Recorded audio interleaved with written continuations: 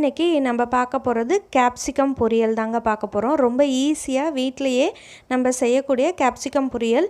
இது தயிர் சாதத்துக்கு, சூடான சாதத்துக்கு, சப்பாத்திக்கு எல்லாத்துக்குமே சூப்பரான டிஷ்ஷாக இருக்கும். நீங்கள் கண்டிப்பாக இதை ட்ரை பண்ணுங்கள். வெல்கம் டு சிபி சமையல். ஃபஸ்ட் டைம் நம்ம சேனலை விசிட் பண்ணுறீங்க அப்படின்னா மறக்காமல் ஒரு சப்ஸ்கிரைப் கொடுத்துட்டு பாருங்கள். அப்போ தான் அடுத்தடுத்து நான் கொடுக்குற வீடியோஸ் உங்களுக்கு எல்லாமே நோட்டிஃபிகேஷன்ஸில் வரும். வாங்க இப்போ கேப்சிகம் பொரியல் எப்படி செய்கிறதுன்னு பார்த்துடலாம் வாங்க. கடாயில் ஒரு குழிக்கரண்டி எண்ணெய் சேர்த்துருக்கேன். வாசனைக்காக 2 துண்டு பட்டை, 2 துண்டு கிராம்பு சேர்த்துருக்கேன். இது நல்லா எல்லாம் பொரிஞ்சு வரட்டும். இப்போ ஒரு பெரிய வெங்காயத்தை மீடியம் சைஸில் கட் பண்ணியிருக்கேன். ரொம்ப பொடிசாக கட் பண்ணலை.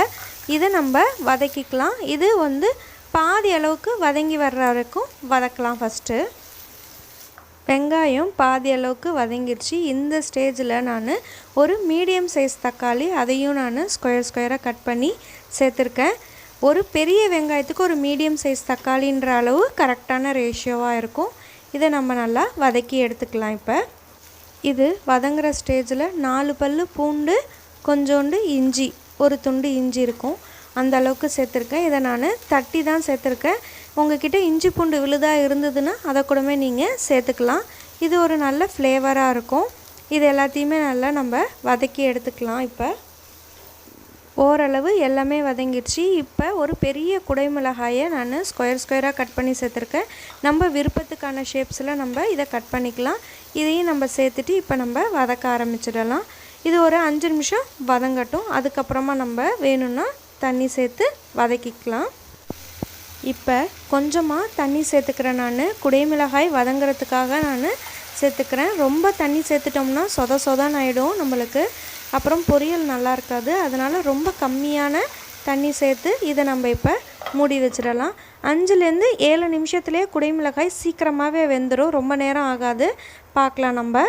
இப்போ பார்த்திங்க அப்படின்னா கரெக்டாக எனக்கு 5 to 7 மினிட்ஸ் ஆச்சு. இப்போ நான் பார்க்குறேன், நல்லாவே எல்லாம் வெந்து வந்திருக்கு. நல்லா கலந்து விட்டுடலாம். இப்போ 1 டீஸ்பூன் அளவுக்கு மிளகாய்த்தூள் சேர்த்துக்கலாம்.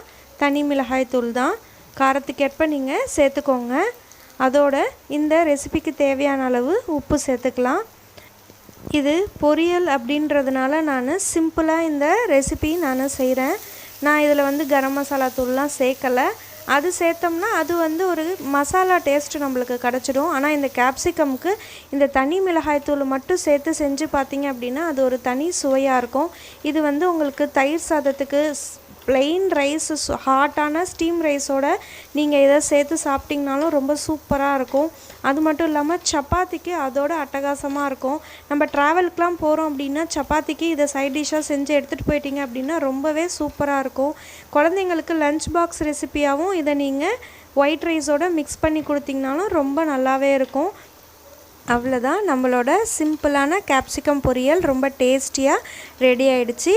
இந்த வீடியோ உங்களுக்குலாம் பிடிச்சிருந்ததுன்னா மறக்காமல் ஒரு லைக் கொடுங்க.